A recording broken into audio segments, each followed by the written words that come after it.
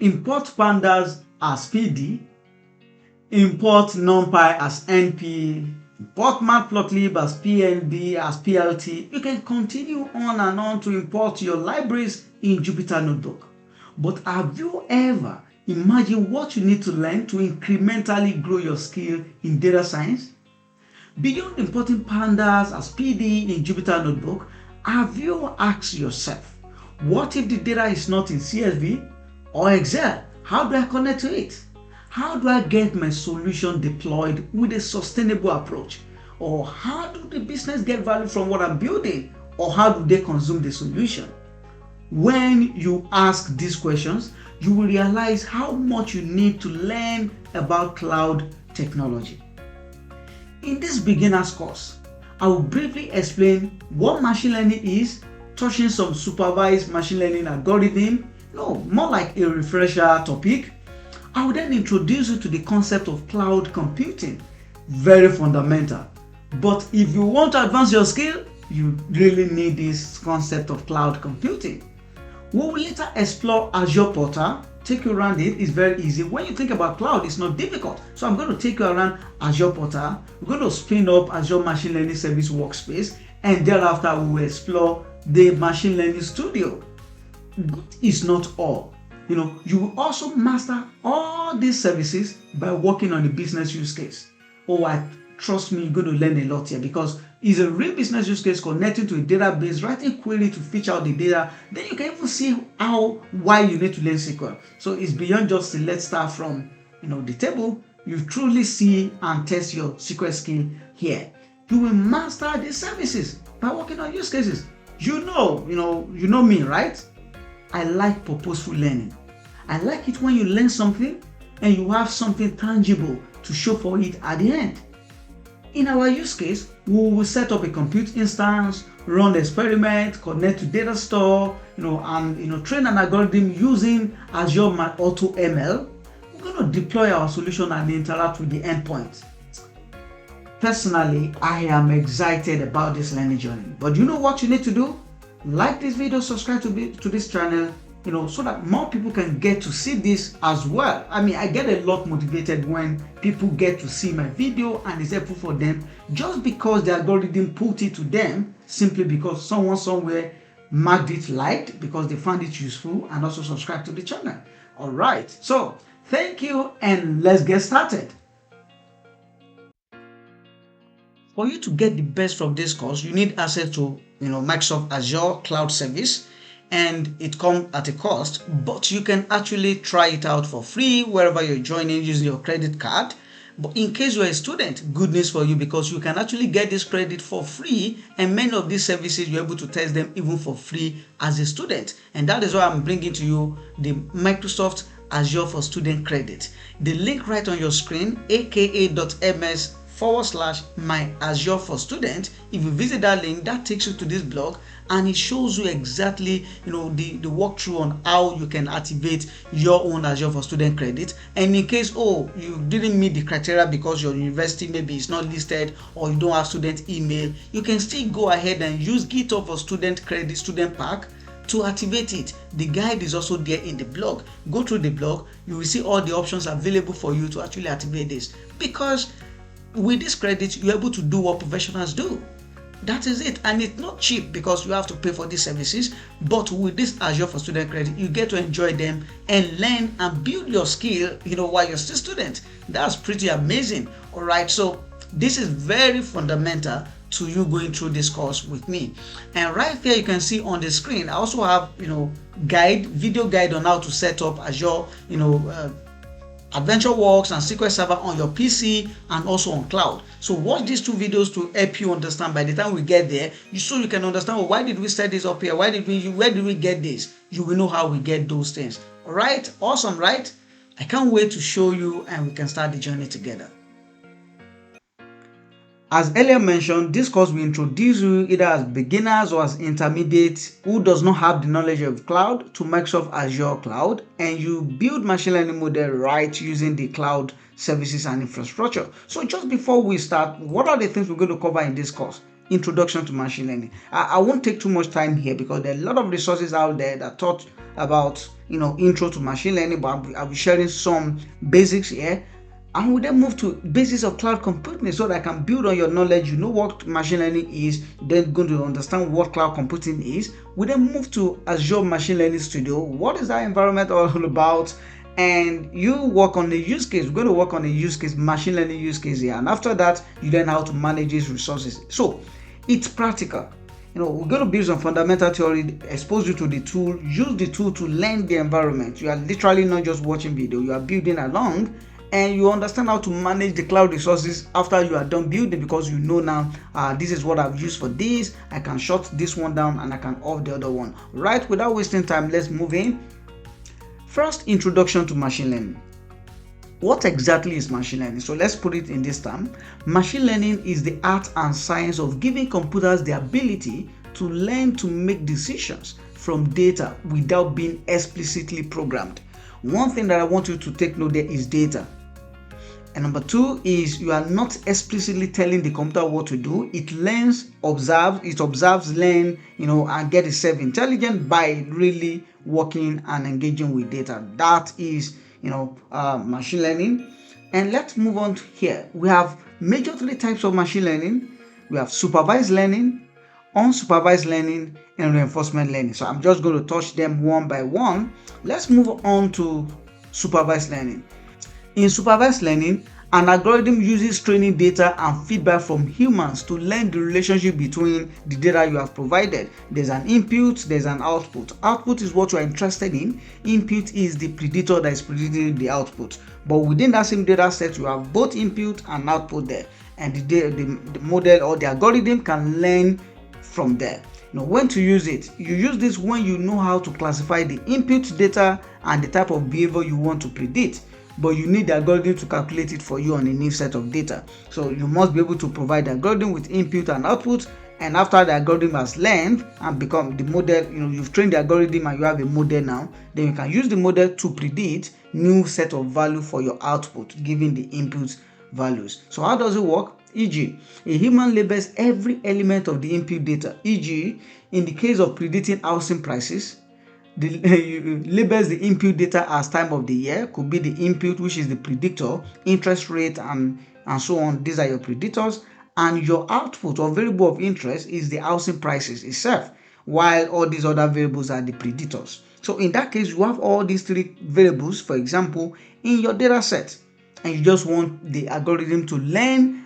the patterns there and be able to predict housing prices whenever you give the value for time of the year and interest rate. Briefly summarize this again. Let's take, for example, what we have right here is our data. We have passenger ID, we have all these columns on our data, but our variable of interest is transported. Was the person transported or not, true or false? So when I move here in a supervised machine learning, the output is the transported. That is our variable we are trying to predict, while the predictors are other columns. Because you have them in a data like this, you can use a supervised machine learning because you know what the output is, you know what the predictors are. Okay, let's quickly move on to unsupervised learning, which in this case, an algorithm explores input data without being given an explicit output variable. Remember, in the supervised, there is an output variable, but here there is nothing specific to this is an output variable. So you then expect the algorithm to explore the relationship and everything that exists, patterns, and then come up with something. So you use this when you do not know how to classify the data and you want the algorithm to find the patterns and classify the data for you. How it works: the algorithm receives unlabeled data, so you don't have which one is output or output. You have data, you have all the columns, but you are not sure which one is output or not. E.g., a set of data describing customer journey on a website. So it's going to be several data points. It infers a structure from the data. The algorithm will look into data and infer patterns and structure. Then the algorithm identifies groups of data that is a bit similar behavior, so can then categorize them and group them. E.g., it forms clusters of customers that exhibit similar buying behavior. So let's use another example to see the data in action. Look at this data here. We have customer ID, we have gender, we have age, annual income, spending score. You don't have any specific, and you do not have any specific output variable. Right here, you are not picking any column here as your interest variable. You just want to categorize these customers, based on anything they have in common. You don't know the category, but you want an algorithm to do it for you. That is where unsupervised machine learning comes in, because you don't know what. There is no distinction between input and output data, or predictors and the variable of interest you are trying to predict. The moment you cannot identify them, but you are interested in rather on that what is hidden, how can I recategorize this data, how can I understand the patterns there is a bit. Unsupervised machine learning will do that for you. Okay, let's move on to the last part of it, which is the reinforcement learning. In this case, an algorithm learns to perform a task by simply by trying to maximize the reward it receives for its actions. So e.g., maximizes points it receives for increasing returns of an investment portfolio. A way to explain reinforcement learning is this: when you are training your algorithm, you mathematically expresses what you want the algorithm to learn. Okay, this is what I want you to learn, how to trade the stock and be profitable with it. That being profitable is the end goal. So anytime you make a prediction or you make a stock and you evaluate the values, the decision the bot makes to what you expect as a result, if that is positive, you can award some points. That's a reward. It's more or less the carrot and stick. And if maybe it made the wrong decisions, you penalize it for that. And so the algorithm, the machine learning codes sort of understand that, anytime I do it well, because you have defined what is well, what is doing it well means, and then now anytime it does it well, you reward. When it didn't do that well, you penalize. But all this that's reinforcement, and by that way of training, the model starts to understand, this is what I need to do to continue to get this positive return, which is what I'm tailored to do.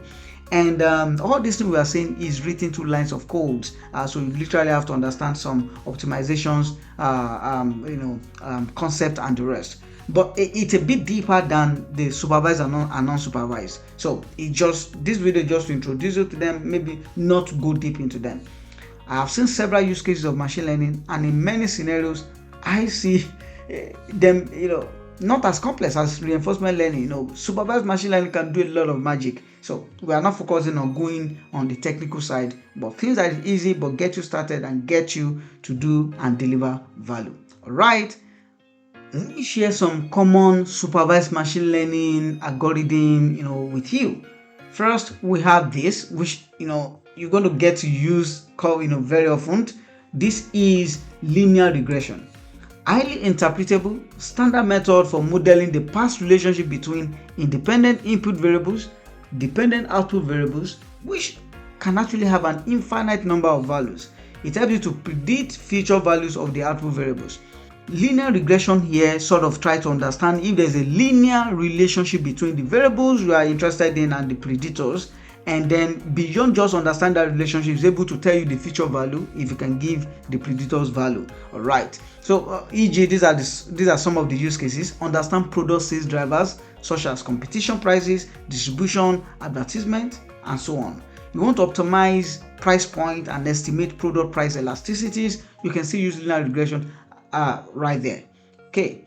And we also have logistics regression. It looks like it's the same word regression, but here is how to understand them better. Linear is when your dependent variable, the variable you want to predict, is actually continuous. It's not categorical. It's not that value that is yes or no, or default or no default. So it's quantitative. That's when you use linear regression. And you go to logistic regression, which is when that output variable is actually categorical in nature. Then you use logistic regression if you still want to do this. It's an extension of linear regression. And what are the use cases here? Classify customers based on how likely they are to repay a loan. There are several loan or credit companies today that are actually using all this fintech. They use logistic regression. You can actually use other type of regression algorithm, but it's about what deliver value, what is meeting needs. It doesn't have to be something complex, and I've seen logistic regression doing the magic for many organization. If you want to predict if a skin lesion is benign or malignant, based on characteristics like the size, the shape, the color, and so on. Remember, you have two categories here. Is it benign or is it malignant? These are the categories. logistic regression is effective when you are considering categories. Okay, then let's talk about decision tree. You might have heard about this before, but this is a very robust algorithm that can actually handle both categorical data or not. Highly interpretable classification or regression models, so you can handle both of them, either as categorical or continuous. You can always use decision tree. And what are the use cases here? It provides a decision framework for hiring new employees. Should we hire or not? It's similar to, is this customer going to default or not? It's just that some of these algorithms sometimes might outperform in some scenarios, and that is what you can see here. Also, you can understand product attributes that make a product most likely to be purchased. Think about that. What will most likely make customer to buy this product? That is a beautiful thing. So you can also use decision tree to kind of understand that relationship. Also, right, we have random forest. It's easy because when you look at decision tree, random forest means forest. You cannot have a forest without trees. So trees made up a forest. So it's an extension of decision tree that we have random forest, meaning you have multiple decision trees, coming together, and you believe that your result will be more accurate, because if a decision tree makes some prediction and you take the average of that, and you have multiple of decision trees, they're also doing the same thing. When you do the aggregate of the aggregate, sort of have some better numbers or better prediction. That is what random forest is. In some scenario, it's not always the result. Like I said, it is in practice you get to know which of these models do the magic for you. So let's predict, for example, predicting the call volume in the call centers for staffing decisions. You want to predict power outage in an electrical distribution grid, you can use this as well. Also, I want to note this: it is not a must to stick to random forest when you are making this kind of use cases prediction. As a matter of fact, you should try multiple algorithms. You evaluate them on different decision metrics, and you're able to tell which one is best fit for what I'm trying to address or not, bearing in mind explainability and the responsibility part of the building solution. Let's continue and share a few more, and then we can close up on this chapter. Support vector machine. I'm not literally bringing the technical things to you. I just want to explain and maybe introduce you to some of these algorithms for the first time. And support vector machine, which is SVM, is a technique that is typically used for classification, but can be transformed to perform regression. So don't forget, regression classification. It is classification when the result is categorical in nature, what you're interested in, yes or no, all those kind of categories. It is regression when it is quantitative, number that you can count or measure. It is classification when it is in categories. Right? But support vector is best optimized for classification, but you can still transform it to achieve regression. What are the use cases where you can have this done? Predict how many patients a hospital will need to serve in a time period, or predict how likely someone is to click on an online ad. Amazing, isn't it? But maybe you should see them as these use cases. These are exciting use cases where I can build machine learning model. It's not about the algorithm now, but look at those use cases we've mentioned. They're really interesting, right? Okay. AdventureWorks is another algorithm that it's either classification or regression. It does both too. It uses a multitude of models to come up with a decision. The word boost here means in many scenarios a model that is having multiple models on the top of them and evaluating them before they can make decision. And that's what AdventureWorks sort of does. Where do we use it? Detect fraudulent activity in credit card transactions. Achieves lower accuracy than deep learning. Actually, deep learning does more magic there, but you can still use AdventureWorks. Simple, low-cost way to classify images. Remember, there are many deep learning models that do magic there, but just that it's low cost because of the memory consumption and the computing power needed to use AdventureWorks to do this kind of project. All right. We also have naive Bayes. From the word Bayes is another aspect or category of classification in statistics that involves using personal opinion. So it's sometimes called subjective statistics. What that simply means is I don't want to subject everything to probability, which many of these models are doing, or algorithms are doing. And in under Bayes subject or topic, we are like, if you have prior knowledge and experience about this topic, we want to hear it. So don't just want to use probability. Let's bring your prior knowledge pend it to probability, I might have a better performing result. And naive Bayes is that algorithm that actually falls under the theorem, or what we call Bayes theorem. Bayes theorem, like I've mentioned, still falls back to having a prior knowledge. There's that constant in every Bayes model where you can see there's a prior knowledge here, which allows the probability of an event to be calculated based on the knowledge of factors that might affect that event, not just the factor.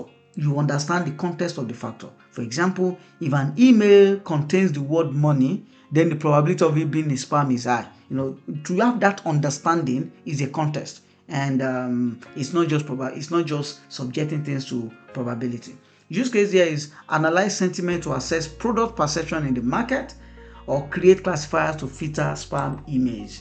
Okay, and lastly, simple linear network, which anything neural network is more or less deep learning, but this is simple model of it.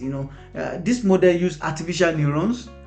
Maybe nothing simple there, because you really have to build a machine, the algorithm using all the neural network principles. It has 3 layers. You have input layer, hidden layer. All these are basically mathematical calculations and optimizations knowledge. But where are the use cases here? You can predict the probability that a patient joins a healthcare program, or predict whether registered users will be willing or not to pay a particular price for a product. Now, let me put this straight to you. Look at all these use cases, about 8 of them, no, not even 8. About 16 of them that I've shared. Your interest should be, how can I do a project in this category? Not the focus on the algorithm, but rather, can I pick up this and look for data to do a project there? You will figure out which algorithm outperform each other when you start doing the work. All right. Isn't this interesting and exciting? If you like this, please do give a like and a sub to the YouTube channel. Will definitely encourage me. In the next video, we'll touch intro to cloud computing. Let's talk about cloud computing. So, what is cloud computing? Just like when you shop for your own computer, you either go online or you go to physical stores, and you are actually looking for some specifics in terms of specifications on the system or PC you would like to buy. Same way, cloud computing lets you choose the power and the features you need to run your software. The difference is, with cloud computing, the PC is in a cloud service provider's data center instead of physically with you. This lets you pay for only the services you use, plus someone else gets to manage the upkeep of the computer. So it takes all the stress totally away from you. Each cloud service provider will have their own selection of services to choose from. They have several things that you can choose from them. But one thing that is common, the basic services provided by all cloud service providers are 2. First, compute power, and second, storage. All others are additional services. And let's narrow this down to compute power. Compute power is how much processing your computer can do. And today, these are the 2 major things that drives why you need a new computer, that drive the efficiency of the system or computer you are using, how powerful it is in processing what you want to do, and number 2, how much of data it can take. But right now we are talking about computing power. Compute power, like I said, is how much processing your computer can do. For example, when you buy a home computer, you're likely to choose maybe 16 gig RAM, 32 gig RAM, 8 gig RAM, all those RAM. You can select any RAM size based on your budget and what you think is the most, maybe sophisticated or advanced capability for the time you are actually buying that computer. It will have changed a year or a few months after. And the latest processor to run the software you need. So you are not just saying, you might want 16 gig RAM, you say I want the latest, NVIDIA GPU, RTX 3070. You can call it different names, but you can literally specify what you need.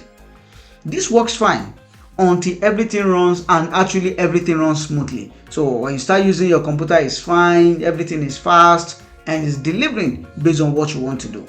But as the load on the computer grows, and the computer lifetime also grow older, you find that it slows down.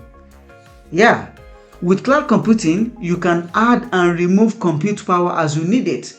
because it's cloud. You can always make the computer faster, make it this, but it's not that easy or cheap for you to do with your hardware computer.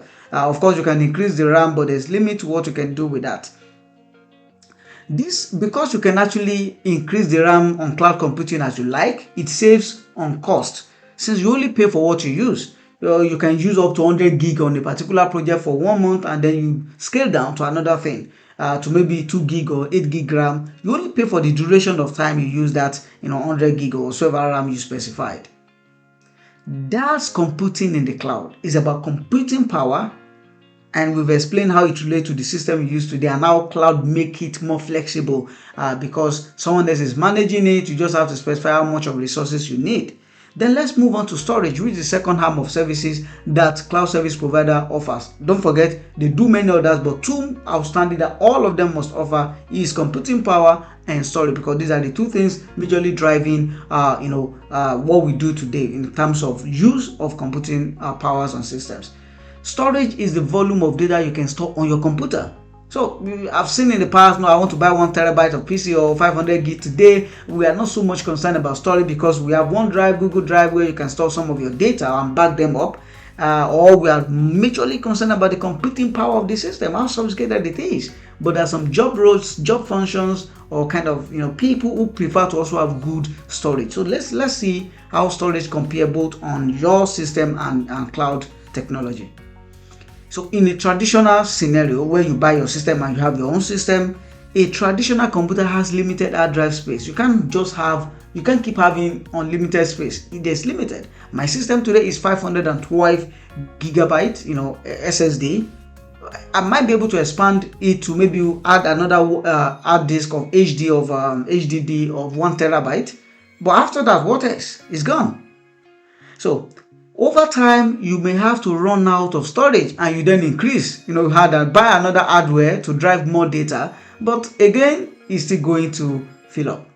With cloud computing, you can request more storage as you need it, and the moment you don't need it, you can reduce what you need. But the moment you bought that hard disk, external hard disk, and you attach it again, or you increase the one on the system, when you no longer need it, you cannot return it. It's already there, except you remove it. The process is not seamless. But in cloud, you can scale up your storage and down easily.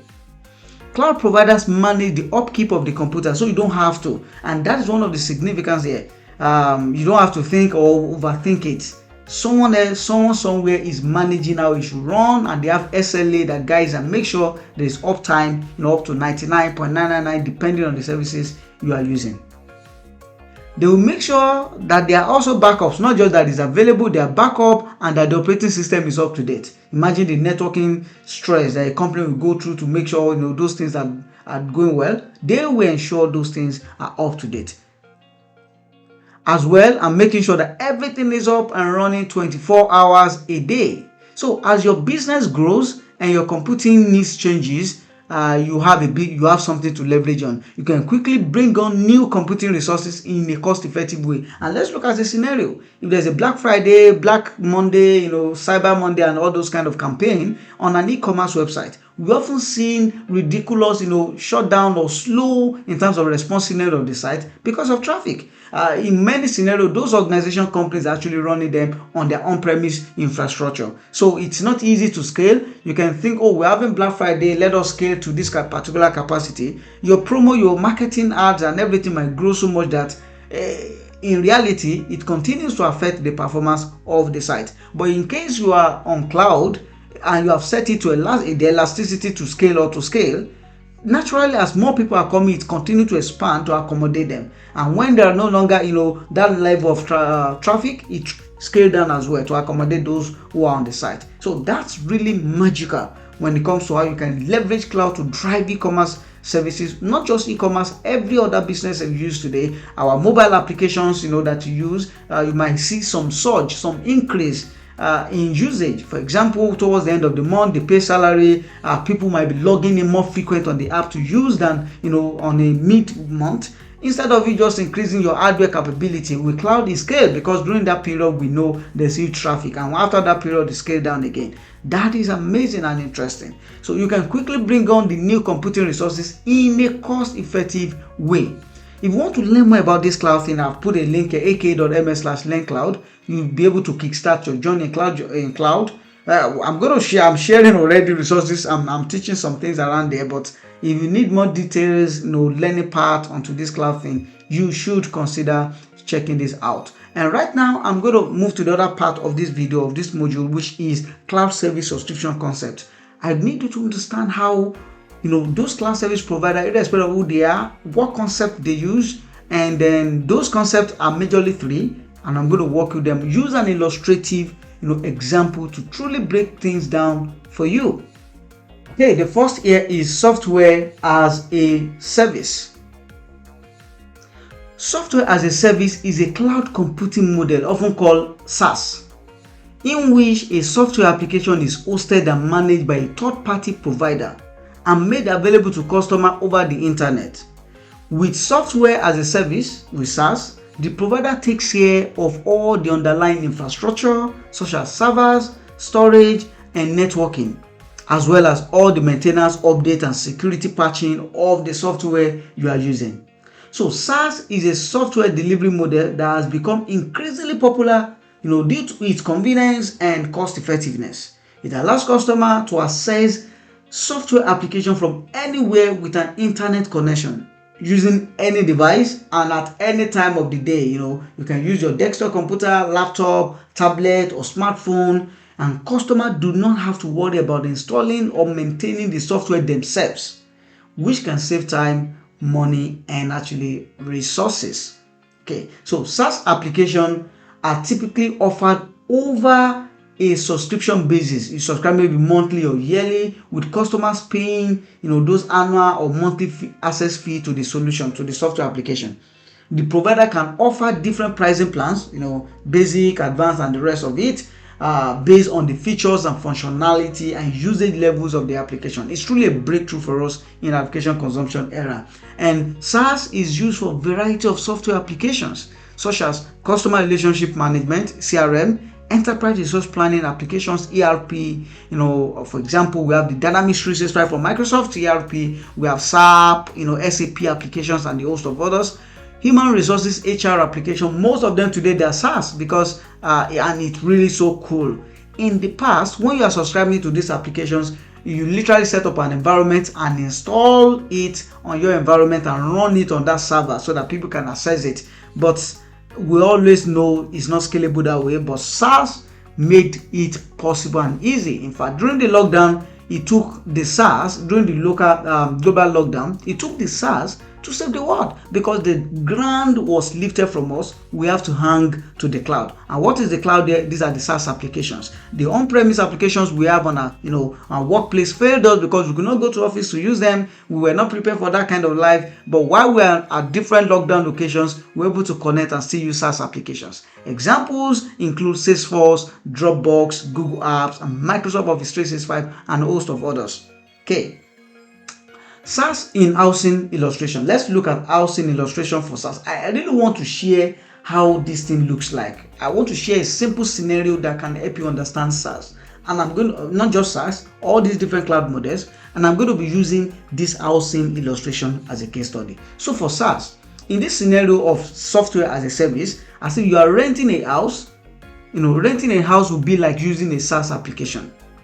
You rent the house as is, and everything you need is already provided for you, such as furniture, appliances, and utilities. You don't have to worry about maintenance or repairs, as those are responsibility of the landlord. That is exactly what SaaS is. Similarly with SaaS, you use a software application that is fully hosted and managed by a third-party provider.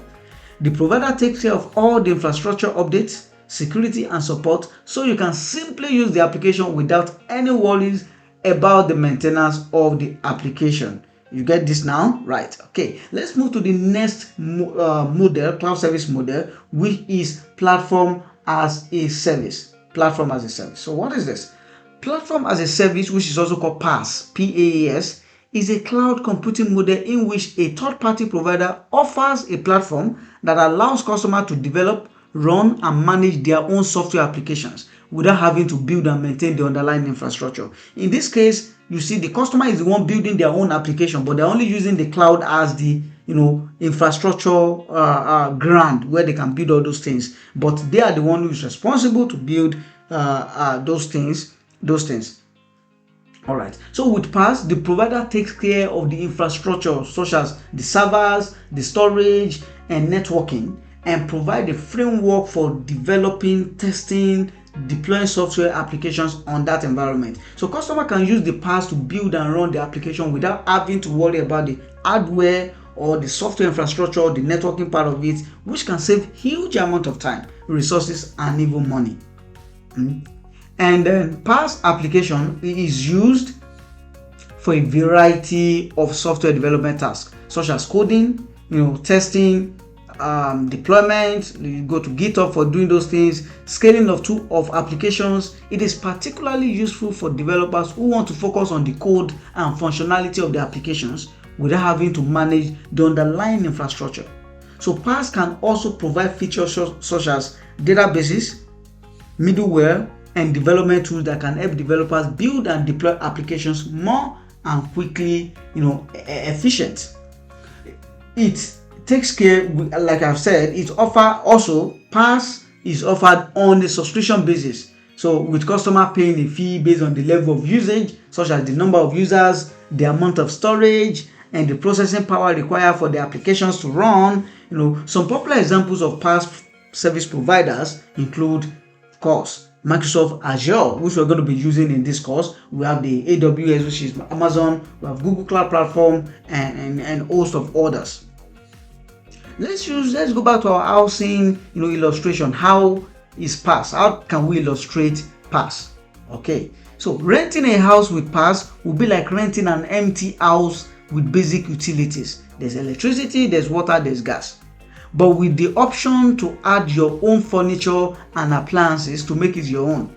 So I'm just going to say this: in the lifestyle that we live in Nigeria, we live a PaaS, platform as a service. When we rent a house, majority of the houses is empty. You just go there and bring in your own furniture, bring in your own thing, but the house is there, the wiring connection is already done, meter is there. In some cases, directly connected to the electric pole, those kind of things. Water runs, or you have the facility around the environment that enables you to access water, those kind of things. So that's PaaS. You don't have to worry about building the house from scratch or maintaining the utilities. In some scenario, you maintain some things there, which are responsibility of you in that house scenario. But in many other scenario, you definitely have to leave it for the landlord, to fix things. But you have the flexibility to customize the house to fit your needs. You can put your chair in different direction. You can put your bed at different direction. Unlike when it's positioned somehow, or you can turn a second room to your office. All those kind of things, and design it the way you like. Unlike those that are already designed or already made, those ones can really be challenging. So similarly, with PaaS, platform as a service, you use a platform provided by a third-party provider that provides a framework for developing, testing, and deploying your own software application. But they have the framework and service to enable you to do that. So all you just need to use it. You are the one doing your own work, but you're only using their infrastructure to do that. And the cloud service provider takes care of the underlying infrastructure, such as the server, the storage, the networking. But you have control over the application you build and the data you store. In software as a service, the application is not yours. Neither is the data, but you're using it and your informations are there. There are privacy governance that surrounds that. But it just take all this work from you. All you just have left is, this is the value this solution is delivering for me. Right? And right now, let's move to the last of the model, which is infrastructure as a service. Infrastructure as a service. So what is it? It's also called IaaS, infrastructure as a service. Is a cloud computing model in which a third-party provider offers a virtualized computing resources such as servers, storage, and networking to customers over the internet. So they make all those things available. With infrastructure as a service, customers have complete control over the operating system.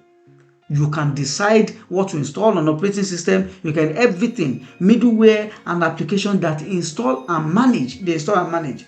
While the provider only takes care of the underlying physical infrastructure, such as data centers and hardware. So in this case, as against platform as a service, here the service provider only takes care of the physical infrastructure where those computers are, and the hardware of those computer.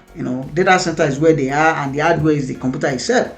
But every other thing on that computer, you have the freedom to use them any way you want, configure them, do anything you want with them.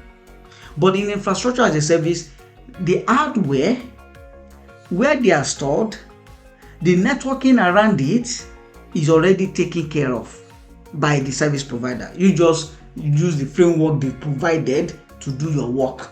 In many instances, they've had operating system, all those kind of things there. But here you are the one who is determining everything, for you.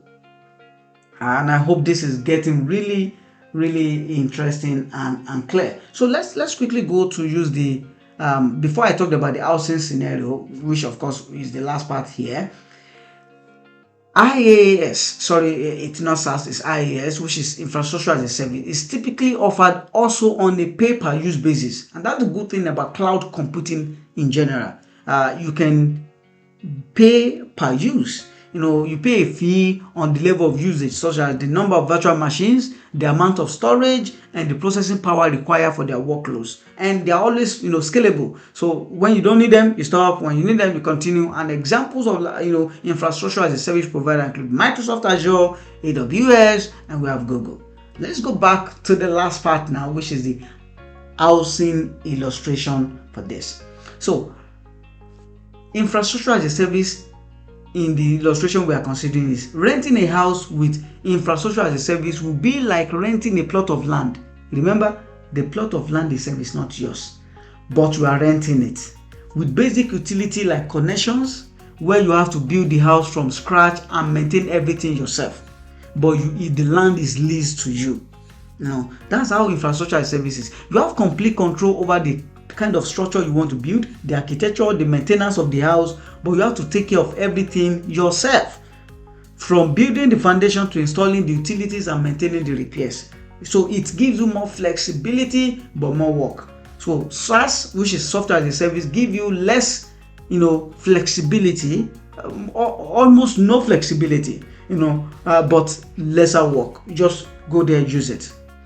Infrastructure platform as a service give you is a mix, is in between. We're going to do some things, we also do some things, but this last part has the major work.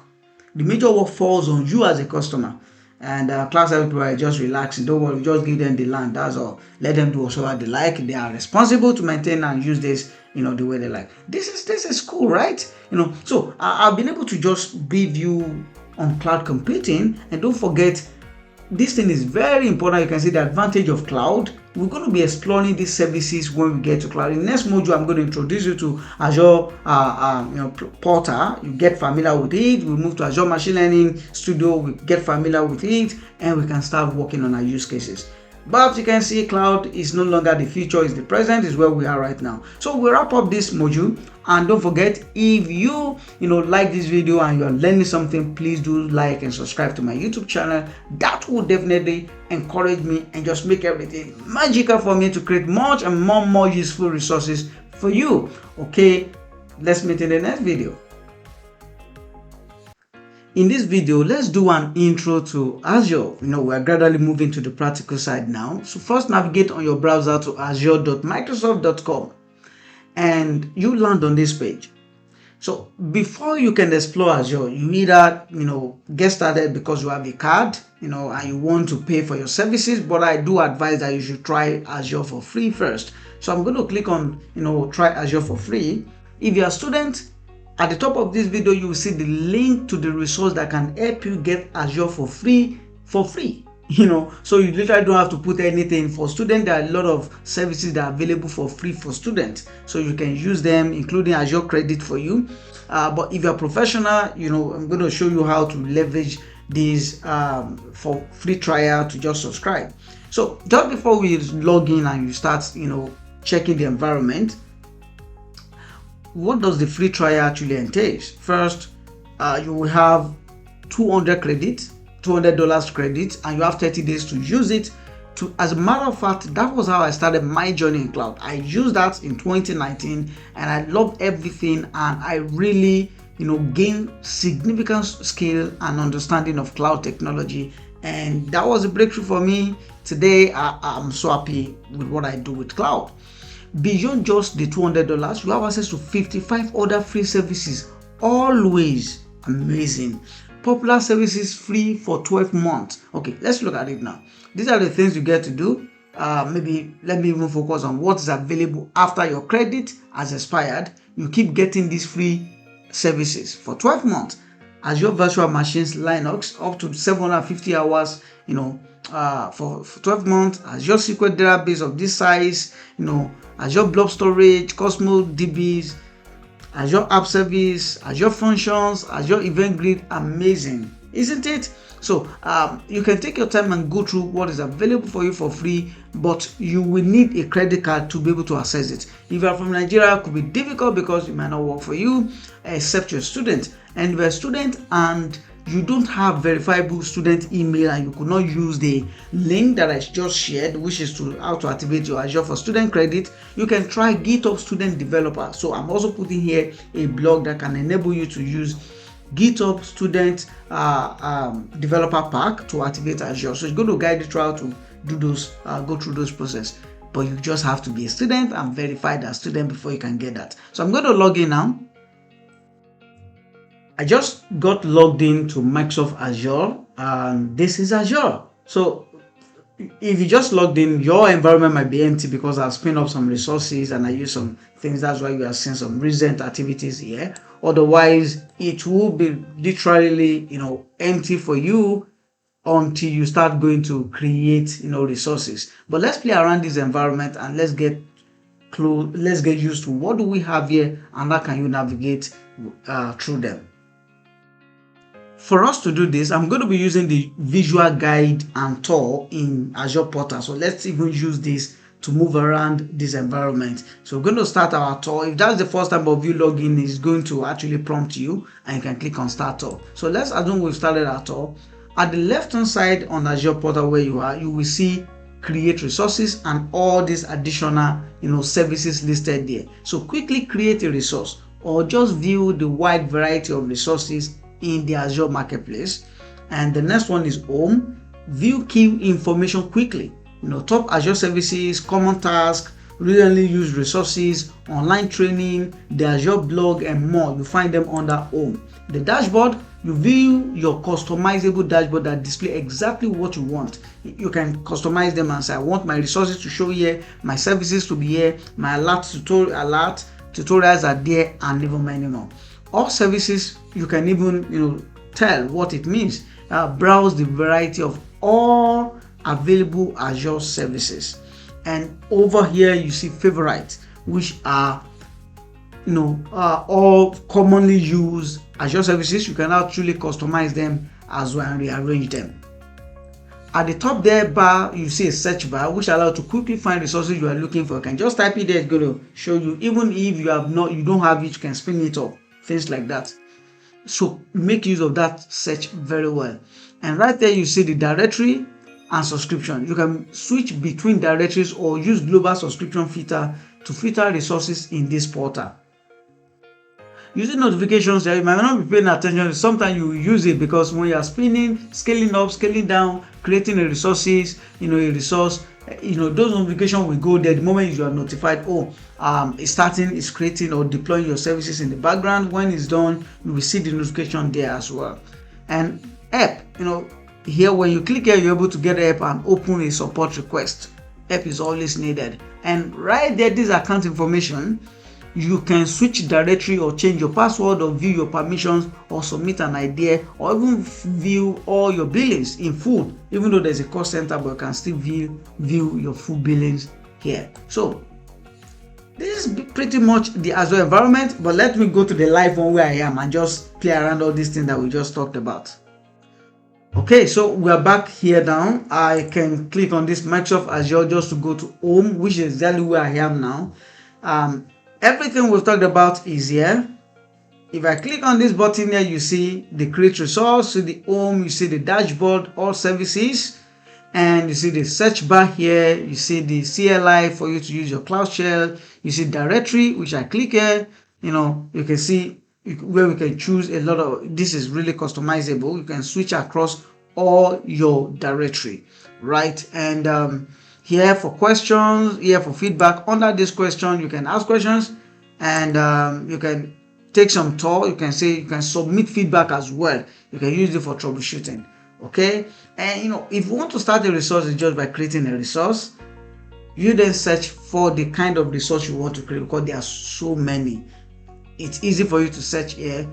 Let us do an example by creating Azure Machine Learning resources, because that's actually what we will need. And how do we do that? You can easily type it here and say machine learning. The moment I'm typing machine learning, it's going to search, and I click on enter key just to search, and it's going to show a lot of machine learning service, and you're able to select the one for Azure. This is Azure Machine Learning. Don't go and select any other one. Azure Machine Learning, I click on the create button here, create Azure Machine Learning. It's going to bring me to this environment where you see me a subscription. I already have a subscription. You should have before. When you activate your account, you have a subscription, which is more or less either free or student. You will definitely have a default subscription. And my resource group, I'm just going to create new one, which is going to be ML on Azure. So I'm going to call it ML Azure. A resource group is a container that holds related resources for an Azure solution. So I'm going to call this ML on Azure. So that's the ML on Azure. Okay. ML on Azure. All right, I don't have to put space. It does not take space. So I'm going to click OK. So we have a resource now, a resource group. So everything we do around this project is going to be stored, housed inside that resource group. Then it's asking about workspace. We need to create a workspace. What's a workspace? Workspace name rather must be unique within your resource group. So these are within a resource group, you can have multiple workspaces where you have multiple projects running within that. Resource group also help you to manage pricing, when it comes to billing, because you can easily go there and delete everything for that resource in case you no longer need it.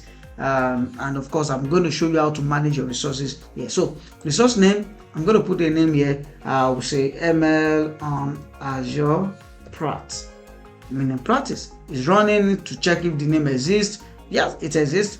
Where am I deploying it? The closer it is to your location, the less costly because of latency. But I'm just going to go with West Europe, which is fine for me. Storage account. Okay, so it has created a storage account based on the workspace name. Call it ML on Azure Prat and put additional name. Is a new one. It's fine. I'm okay with it. Key Vault. It has also created this additional, things that you need. So you just have to go. For me, container registry, I don't need this for now. But what is it? A container registry is used to register Docker images used in training and deployment. So we're still going to get to that level. To minimize cost, a new Azure container registry resource is created only after you build your first image. Alternatively, you may choose to create the resource now or select an existing one. I'll say no, because the moment you spin one up, you start bearing the cost. Let it be when we get to that time. When we start building, we are done building a model you want to deploy, then you can use a container registry. It will automatically even spin one for you, right? So I can just click on review and create. So go to check some validation testing, and once validation testing is passed, you're going to see a green check here. Oh, validation passed. And I can now create my resource group. I'm going to click on create. Validation was successful before, but why it failed now? Let's go back to basics. That's where something is missing. Okay, it has created all this for me. I didn't know why, so I'm selecting again. Yep, selecting again. All right, so let's check again, review, and see if it will pass validation. Otherwise, we might have to just go ahead and just rename it and create new one. So I'm going to click on create right now, which I expect it to work. Okay, so you see why you need notification is submitting, currently deploying this, spinning up all this resource for me, a machine learning resource, and that's what it's saying here, deployment in progress. So you also follow up with all these things in your notification bar, and right here, everything as it's storing, as it's working, as it's deploying these services, you can see them. So when you deploy an Azure machine learning service, so many things have been set up for you. You get to see all those accompanying services that you will see in that resource group. This is the resource group, ML on Azure, and it's going to storage account will be set up for you. keywords to store your location, your credentials will be will be set up for you. Insight for tracking, analytics, logs, and all those things will be deployed for you. The machine learning service on itself will also be deployed for you. So deployment is completed. In the next video, we will explore the machine learning studio, which is the environment. You get it now? So where we are now is Azure platform, where you are spinning up these resources. Now that the resource has been set up, you can now go out to a different environment, which is the studio, where you can now play and experience that resource. All right, so let's meet in the next video. Welcome back. Just before we launch the studio, in case you are just watching this video and you're wondering how did we get here, I'm going to go back to my home. In the previous video, we've created our resources, and now it's time to go into that resource. I'm particularly interested in the machine learning one, and if you are wondering, where is it? First, you go to your machine learning resource group, which is ML on Azure. That is the resource group I've created, and within that resource group, there are a lot of resources there. Machine learning workspace is one of it. So I'm going to click on machine learning workspace, and from here I can launch my Azure machine learning studio by clicking on launch studio. So studio is exactly that place where you carry out the data science activities and all of those things. Interesting. Let's look at the good news and every update that we can see right here. See, first here you're going to see my subscription. This is my subscription, and this is the workspace that I set up, ML on Azure. You get that? And let's take a quick tour, but I want it to be a visual tour, so let's look at it here. So I can launch guided tour so that we can use this together. By clicking on launch guided tour, you're going to see, welcome to the studio. Okay, let's go through the tour together. Register data, train models, evaluate models, deploy models. These are the things you do within Azure Machine Learning Studio. It helps you to build, train, deploy, and manage your models at cloud scale. Okay, so let's start this tour. The first part here is authoring. This is where you create things. So you build, train, and evaluate, and deploy machine learning models using an authoring tool. So either in notebooks, automated ML, or designer. And next, assets. Prepare your data, run and monitor your jobs, view and deploy models, manage real-time and pipeline endpoint. These are the assets that enables you to do those things within the studio environment. And management now is the compute engine you are using, the link services, which is more or less what is linking from one service to the other, data labeling for explainability and all those things. You manage your assets here. View and manage resources, rather not assets, resources for your workspace. And up here is app. You will definitely need it one time, so it's good to also highlight that as well. Feedback, in case you want to pass feedback about this, or you want to change your workspace in case you have more than one, you can actually change that here. And lastly, back to the main screen here, which is just like taking don't forget that the authoring environment and put it right here. You can create a notebook. You can start with the automated ML, designer, or let's click on done now, or you create new and you see as many things as you can create here, both across authoring tools, asset, and even manage. Isn't that amazing? So in our next video, I'm then going to introduce you to the use case that we'll be working on, which is machine learning use case. We build, we will deploy, and we will monitor and manage it. Right? Thank you and bye. It is time to put your data science skill to use, especially with the knowledge of cloud. And how best can you do this, without a use case? So we're going to do that with a use case. What is the use case that we are considering here? Here's the challenge. The goal of this project is to develop a customer churn prediction model. Of course, you might have built a model like this before, maybe because you took data from Cargo. We're going to do it differently this time around. We'll be connecting to a data that is stored on Azure Cloud. We're trying to simulate things outside the regular way you're learning data science to something that is close to the way you will work when you are in an organization. You get it right? So let's build a customer churn prediction model, which customer will churn or not, and the model will help the company to identify customers, of course, who are at the risk of leaving the organization, the company, so they can think about how to retain them. Now, in terms of data preparation, which is very important, I want to share this with you. three major things, but before that, you have to search the database that we're using. You have to search for data across several tables in the database. The experience can actually be fun.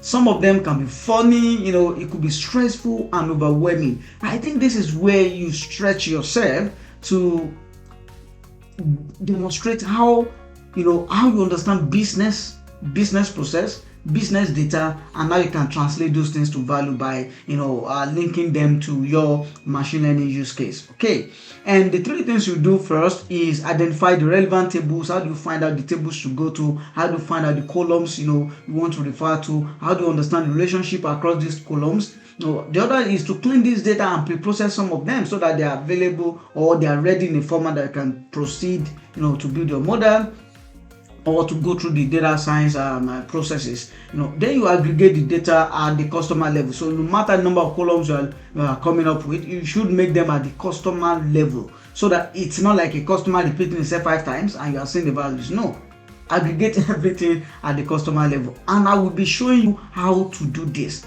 So let's begin. I want to be sincere with you. This process took me it took me days for me to come up what I'm sharing with you, because AdventureWorks is not my business, it's a fictitious business, but I have to take time and go through the data to understand which data can actually solve this use case that we have right here. And let me describe what I went through mentally. So I started looking at it. Okay, I picked my pen and book. If I'm to build a customer churn prediction model, what are the columns that we need? It's not about the column we need. It's column we need that are also available. But first, what are the columns that I will need, or data variable that I will need? I started putting them down, and I have to go back to the database. Is this available? Look at the things that I make use of. First, here, this AdventureWorks schema, and in the video description, you will see the link to download this schema. I have it there, and I started studying this schema. Okay, if I need information about customer, where do I go to? I started looking at this is customer. These are the only columns about this customer. How about sales? I started locating them. This is person. Oh, this have some information for me. I started looking all around, just to understand the relationship that exists across all these tables. And much more important, I went into data dictionary. The link is also in the video description. I started searching date of birth. For example, I needed date of birth, and date of birth I was getting was for customer. If you see date of birth. I have date of birth here, good, but this date of birth is for employee, but I'm interested in customer.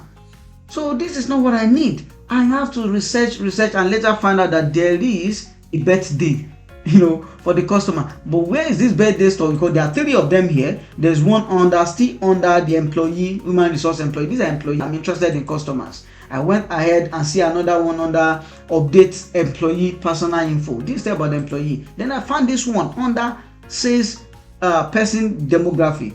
I say, this is a view and it's person demography. Wow, so there's a birthday here, there's this. How can I then get this information? Look at it. Say displays the content from each element in the SLM content demographics for each customer. I'm going to show you what I mean by. So I found this column, but is the column easy for us to retrieve? No. What do I mean by this? Let me come back here. This is the table, person.person. Let me run this against the AdventureWorks. And in case you are wondering, how do I set up this? How do I do this? In the video description as well, I've added videos of how to set up AdventureWorks on your system. Meanwhile, we're actually going to use the same database in the cloud. So I'm just using this system one to explain first. All right. And I will also pin the link to set up on the video right now. All right. So if I run this, you see, this is what I have right there. Birthday is not here, but there's a column here called demographics. It's an XML column. It's something a bit advanced now. And when I click there, I'm able to see the value that we have in this, for each of these customer. So for this customer, the only thing we have is total purchase value. Wow. So I don't have that much.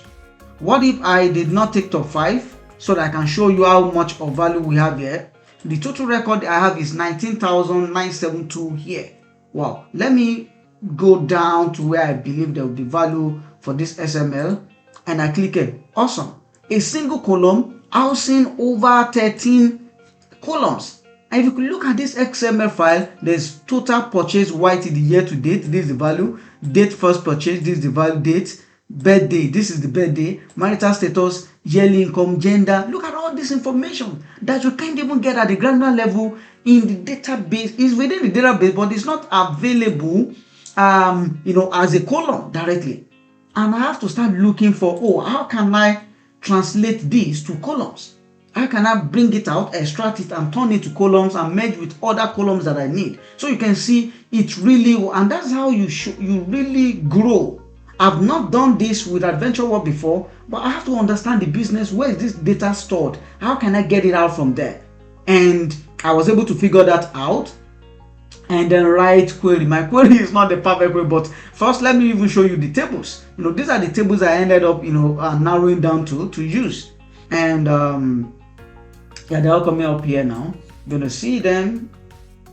Let me roll this up a bit. So you're gonna see them. The first table is the sales person. We know the columns we have here, but most importantly, the column we need most.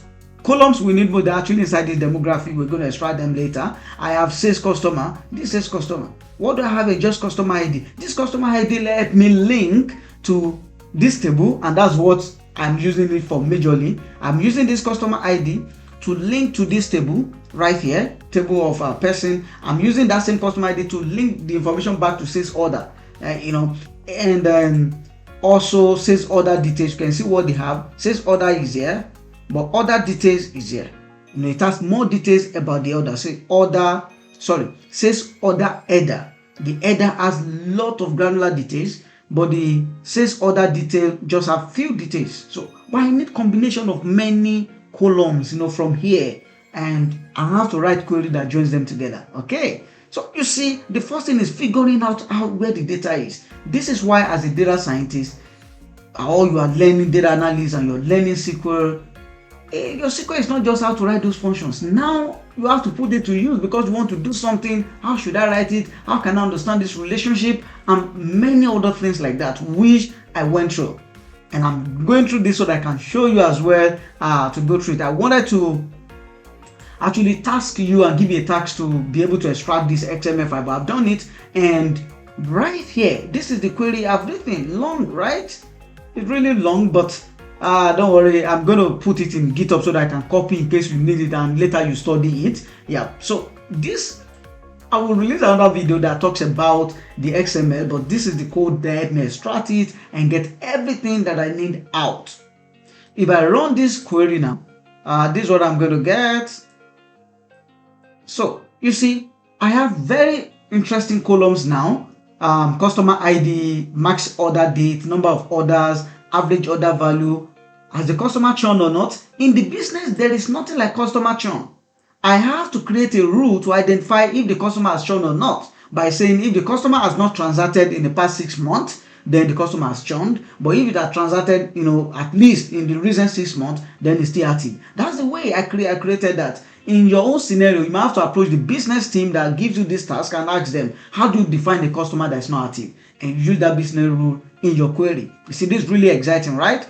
I'm so energized doing this because these are kind of content that will take you from someone who is just writing import pandas from PD to someone who is leveraging cloud computing, technology to do your work, which is what you see organizations doing today. It's a way to show you what is beyond the notebook to knowledge of cloud and the basics of data science and machine learning. Of course, you can see how SQL is valuable now. In case you are wondering, how do I learn? What do I use it for? How can I apply it? You see, in project that I'm working on right now, I needed it because I was going through this thought process myself, and I need SQL to be able to get the data out for myself, for me.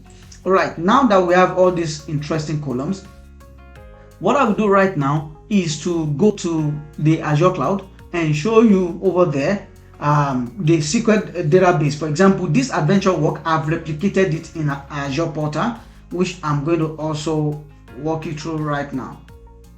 I'm in Azure portal and I want to show you the SQL database, which I already have here. And you might be wondering, how did you set this up? How can I set up mine? Check the link in the video description, or right now up here you can see the video that will guide you on how to do this. I want to go there to the database because this is the database I've set up. I call it Business DB 2019, but it's the same AdventureWorks that is there. And I'm just going to go to the query editor and log in and write query.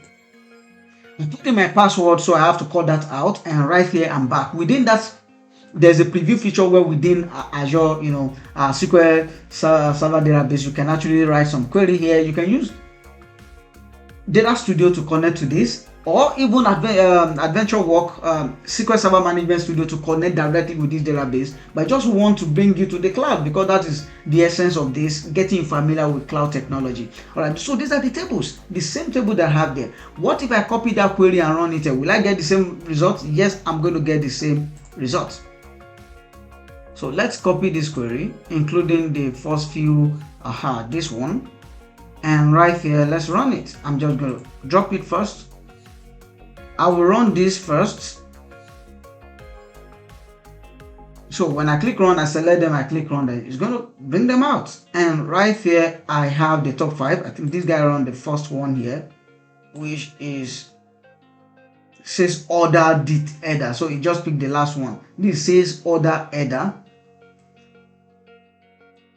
Okay, that says order header. If I put the order detail and run, just click run here.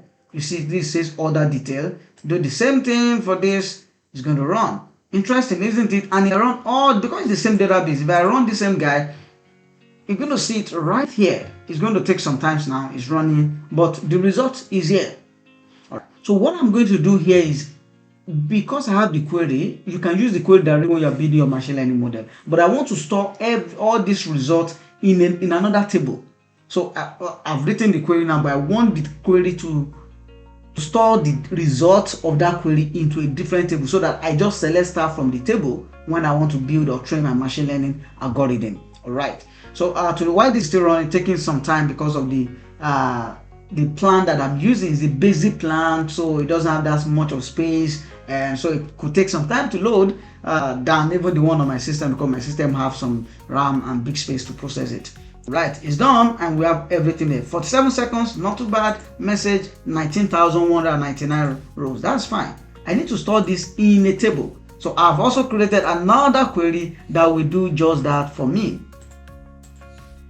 Which this is the query. So the difference here is that I'm storing this data into DS. I'm going to call it DS Azure Machine Learning. Let's call it that. That's the table. So it's just to add into and add select. Here, Control C to copy. And let me even run it now so that you see. Execute. Oops. Connect. So it's done. And if I go to this database here, AdventureWorks, which is this, I'm going to see that table. When I click on tables, DS Azure ML, I'm going to see DS Azure ML right here. DS Azure ML. I guess I need to refresh. Yep. Okay. AdventureWorks. Oops. Okay, I ran this with AdventureWorks. Okay, sorry. So this didn't work because it's connected to master. So I need to change here to AdventureWorks. Yep. And right now I will be able to run the query. Okay. Go back here and run execute. So it's running and it's going to store it in a table called DS. It's done. It's successful. If I go back here and come to tables, I'm going to see this is it, DS Azure ML. I can just select top 1000 and see the information is there. So let me go back here and copy. Where's my query? All right, I think it's here. No. Okay, I don't need this. So let me go back here. This is my query and copy this and come to the cloud right here and paste. So it's going to also create it and drop it in a column called DS Azure ML, in a table rather, DS Azure ML. So I'm going to run everything. It's taking a few seconds to run. It's writing them and writing directly into a database, into a table. So we'll be fine with that.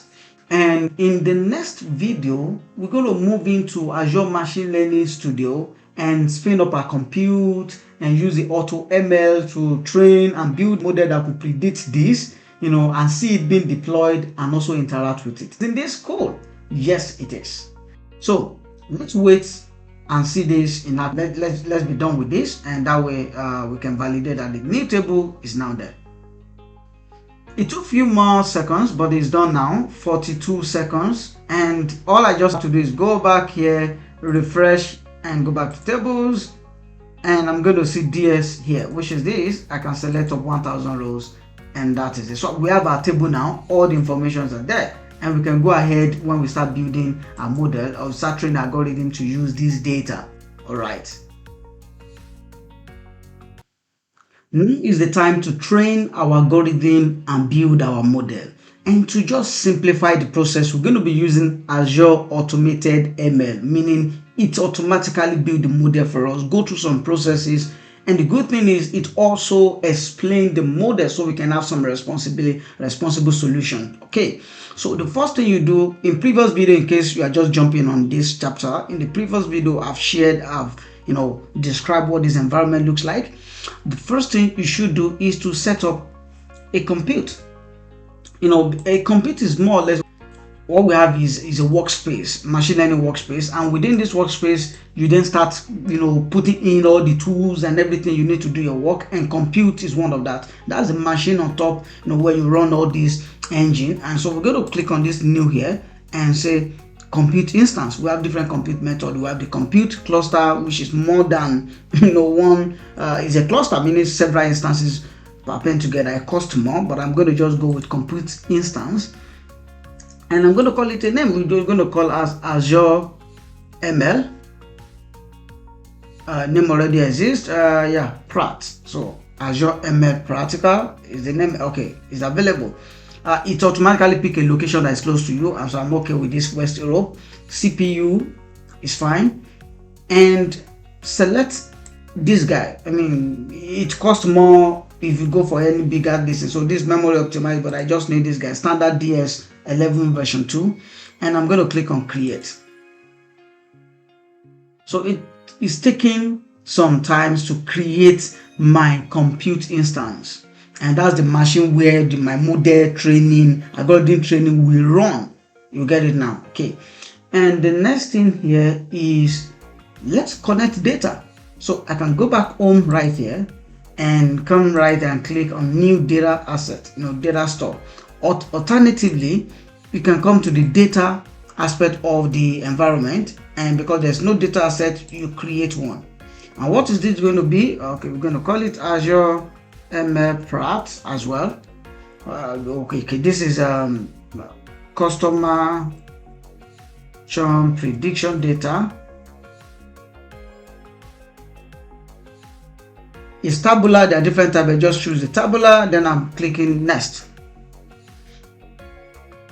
I'm connecting to my data source now, and it's asking me where's the data coming from. You can actually send from web, upload your Excel file, but I want to connect from SQL databases. Don't forget, I've also shared with you the link to configure and put this AdventureWorks database in Azure SQL, your AdventureWorks database in Azure SQL, so that I can connect to it this way. But the database has been set up. That's the one we'll be interacting with SQL, and now is the time to connect to it. All right, here I don't have any data store here. I'm going to create new one. Then I'm going to call it a name. This is Azure ML Prat DS.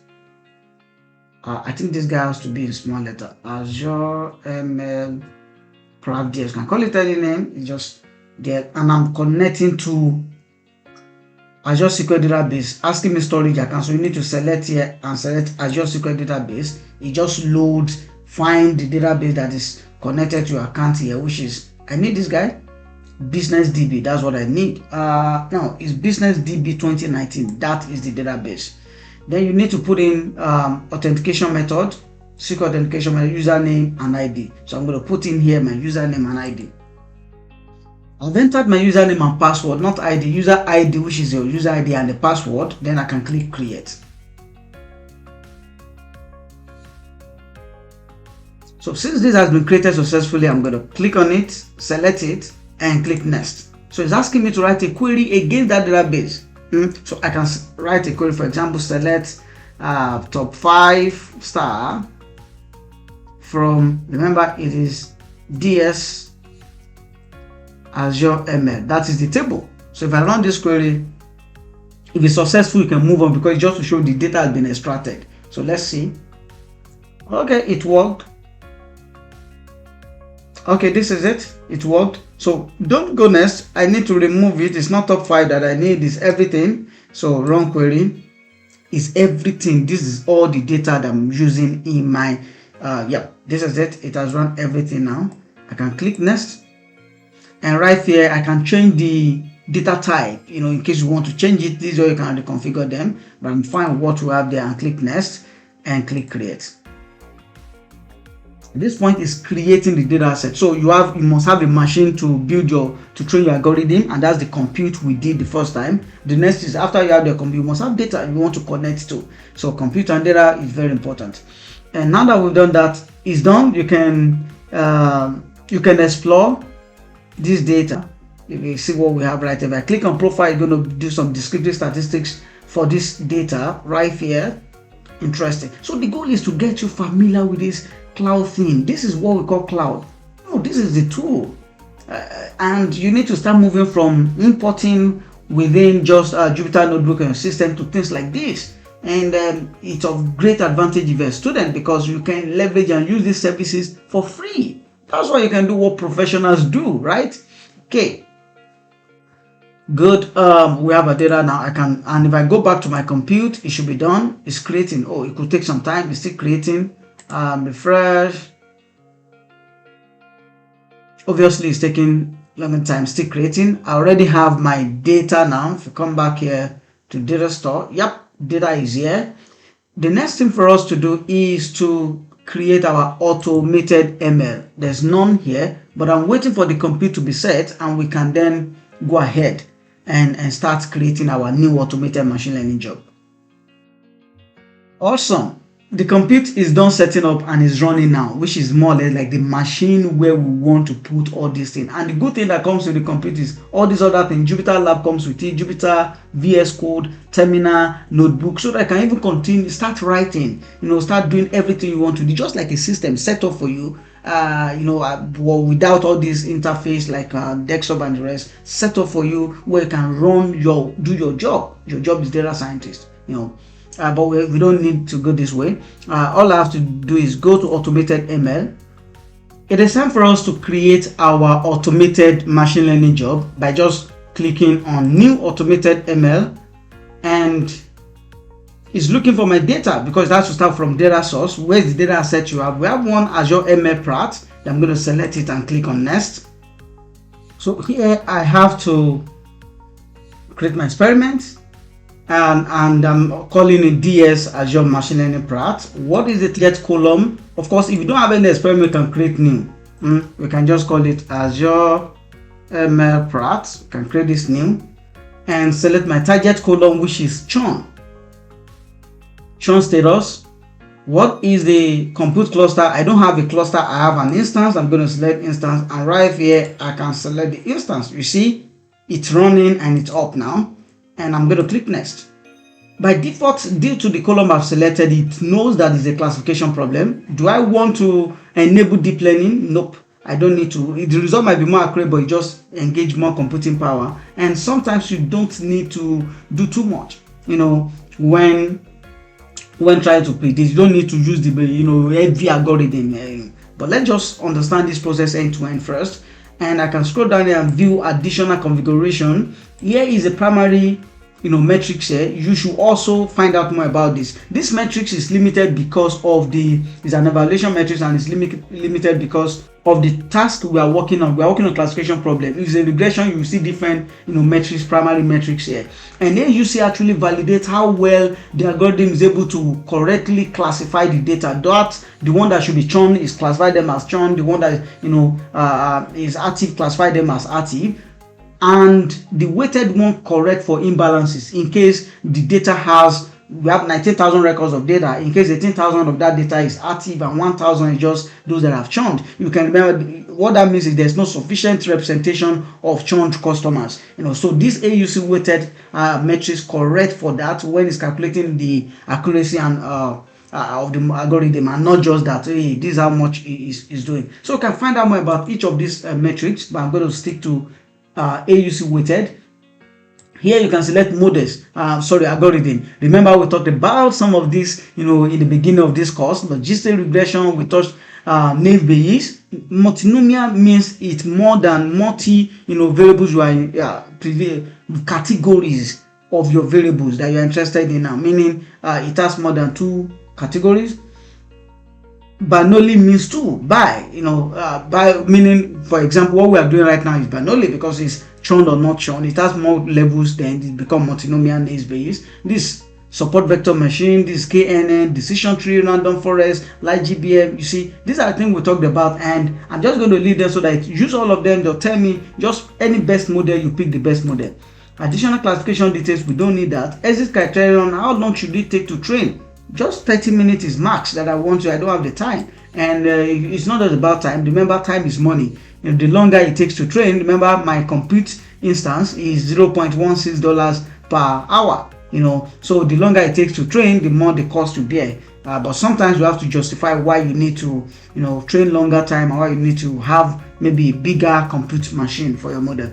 And let's keep this at 0.87. I don't need too much of accuracy. 0.87 is fine. So it's going to continue to run an experiment and fine-tune the algorithm until you could find an accuracy that hits 0.87. And for concurrency, it should run 2, meaning on 2 clusters, so that it's faster that way. I'm going to click on save and view featureization settings. This is fine. It's already enabled. I don't have this is enabled, so there's no need to touch anything there. Click here and click next. Validation type, I'm going to leave it at, is it training test? It should select this automatically. We are not interested in why one is better than the other. It should pick auto, the one that works best for now. And test data, I'm going to split my data. It should split it. 30% of the data should use for the testing purpose, while 70% should be for training. And I'm going to click on finish. And at this moment, it's creating the new job. Let's run that experiment. It's still running, and the state hasn't started. You can continue to refresh here, although it refreshed automatically, but you can also refresh here to get actual status of this. Okay, you can see now it's running. If I refresh, I should see this guy change as well. Yeah, it's running. Let's give it some time. It could take like 5 minutes, 6-7 minutes to complete. Remember, we said you can train as long as 30 minutes, but just make sure you get the result that we want, which is AUC, weighted AUC of 0.87. So I'm going to pause and let's see how long it will take to build this or to train this algorithm. Wow, it looks like a model is done training, but let's check. Awesome. I was thinking it's going to take like 5 minutes, but right here we have it is done. 3 minutes 35.01 seconds, then it's done, and it has gotten to that threshold that we want it to achieve, which is 0.87. okay, and you see right here the best algorithm that does it. Best model summary, sparse normalizer, light GBM, and AUC weighted achieve 0.98. I'm even saying 0.87. It even went beyond that, and sampling 100%. Interesting. Okay, so let's click on this to even see more details about it. All right, we can deploy, but before we deploy, let's go through a few of these things and understand them and evaluate them. First is explanations. Is currently under preview, but let's see if it has created some explanation for our model. Explainability is very important in machine learning. You are not just building machine learning. You really need to understand what is going on there. And you can see right here, this is what we have. And it's saying that, these are the top 4 features by, importance. Max order date, customer ID, average order value, date first purchase. These are the things that the top 4. What if I say top 10? What are the top 10 features here? Max order date has the highest contribution. Wow. Well, of course, because how reason the customer buy determines, if it's the customer is still active or not. Customer ID, we see average order value. We see date first purchase, numbers of cars the customer own, interesting, birth date, interesting, education level, oh, number of orders the customer has placed, yearly income category, even the occupation. Isn't this interesting? These are feature explainability. And when you continue to go down, it says select a feature to show its dependent plot. If I click on max order date, it's just going to automatically plot this. Oh, take your time to go through this, and you can view for all the data and change all the columns. But look at how interesting it is to observe how this data is changing. You can actually go to individual feature importance, and you see them here. Select a point right on this table. If I select this particular customer ID, if I come down here, I'm going to see that customer. This is how much max order date contributed for that role, that particular role, and I'm interested in active. So I'm going to see how much of those variable feature contribution to predicting if the customer is active or not. This is basically what explainability is all about, understanding what proportion, how does the model best predict what you want it to predict and things like that. This feature is currently in preview because Microsoft want it to be that you can predict, you should be able to explain your model, and that's what you see right here. Okay, if you go here to metrics, we're going to see, of course, we know this guy is about 0.9 something, so this is going to be funny because the data is so high value, good value, right? And let's come back here to these are different other ROC matrix precision call, but let's come to this confusion matrix. Let us interpret this confusion matrix table. It says that 7,187 customers were active, and the algorithm, the model predicted them to be active. While for those who are active, it predicted 136 to be churn. Wow. For those who churned, the algorithm predicted, even though they churned, it predicted 469 of them as active. Meanwhile, for 5,591 who have churned, the algorithm accurately predicted them to be churned. You see, good. These are the things you do. In case you've not seen this before, you would have done that when you are building your model using Python, in Jupyter Notebook, and the rest. And here goes to data transformation to wonder what level of transformation was carried out on the data. And this just, I'm not going to take more time here. It is more like the responsible AI dashboard of Azure. And right here you see it's saying that 5 columns were numeric, 3 columns were date and time, 8 columns were categorical. It took them through different transformation process, and finally do this normalization called sparse normalizer, and then apply light GBM classifier algorithm. Then you see the test result here, which is the data that was tested. It took 40 seconds to test that 30% of the data. Output logs, image, output logs is here.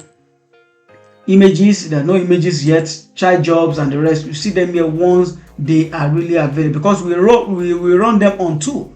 Remember, I said concurrency is 2, and that is why it was running on 2 different child, which is distribute the work to 2 machines to run it concurrently.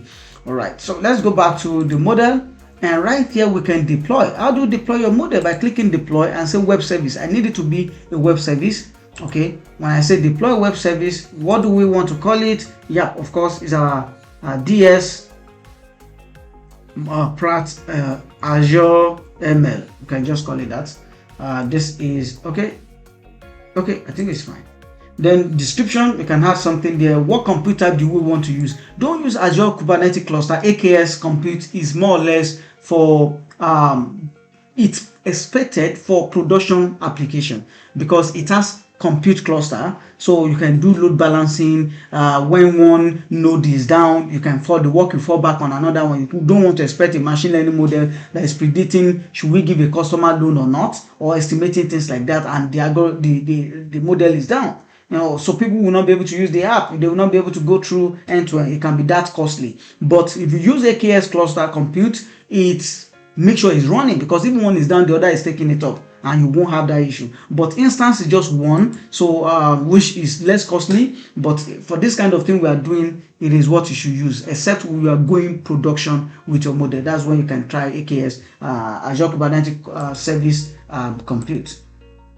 Alright, since I'm fine with it, you can come to advanced. Do you want to enable this one, or you can set all these things? I don't need to set anyone. I'm fine. I'm going to click on deploy, and it's called DS Azure ML. So we're going to see the model that we can actually interact with.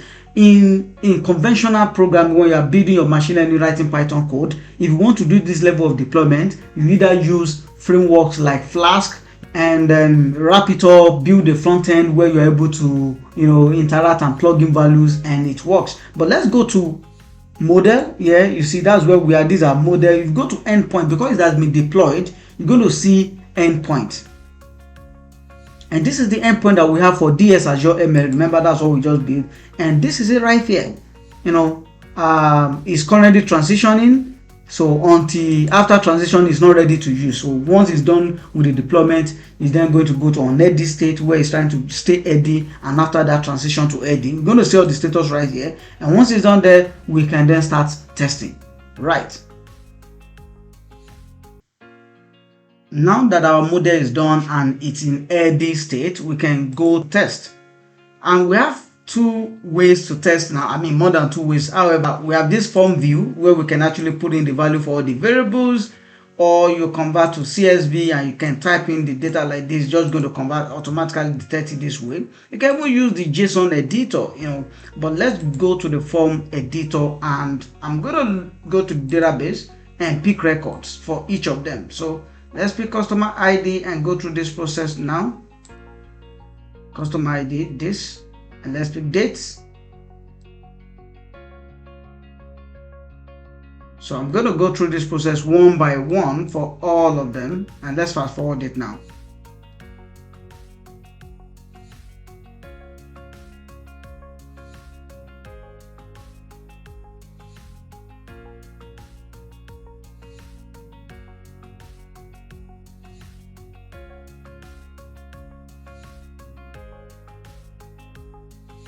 Alright, so we are done now. I'm done inputting all the values. As you can see, I just have to click on test. So it's predicted that this customer will churn or has churned. So let's just look at the record. This is the record we're looking at. Actually, the customer has churned. So good. Okay, and you can also consume the endpoint right here. This is the C#, this is Python, R, and now you can actually consume them. You want to use them directly in those applications. Development, deployment logs. You don't need to know how to use them. It's just logs of how the processes, how it was created, the scoring, and every other thing that you need to know. All right. So right now we've been able to test this solution. Awesome. Remember, we were not so particular as to how maybe getting the best possible model, maybe doing featureization for the variables, removing some values. I just want to use them this way so that you see end to end.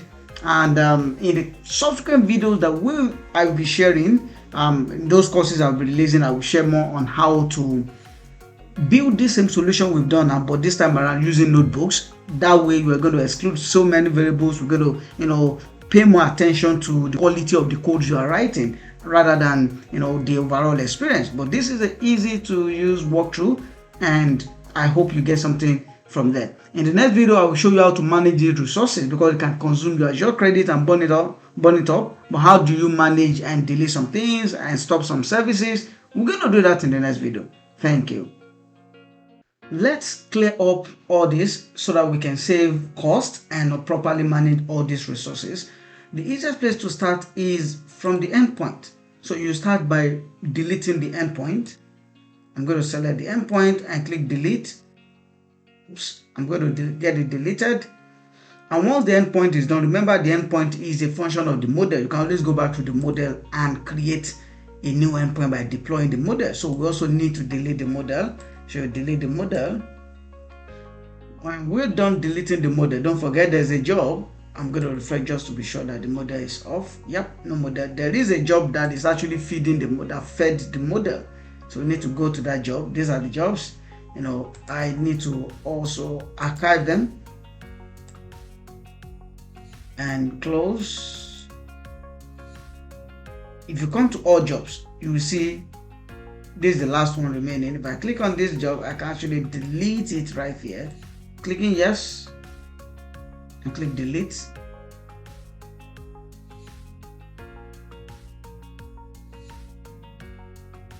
Now that you've deleted this, when you go back to all experiment, you still need to unarchive it, just more or less. Rather archive. I'm going to archive it now. And so we're sort of done with the jobs. And one more thing, or two more things, data. You have the data, so you can actually delete the data by archiving it, or go to data store and also unregister the store that you've already created. This one just give you access to the data store. You might want to use another type of data. Remember, we only put DS Azure ML, so I can register this guy, and my data asset, go to archive it as well. Here I'm going to archive it. So now that I've archived this, the last thing that I need to fall back to is the first thing that we actually first created, which is the compute.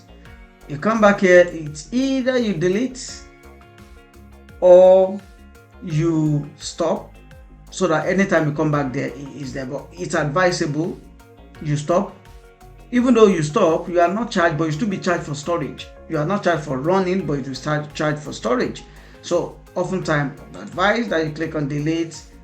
I'm going to click on delete right now.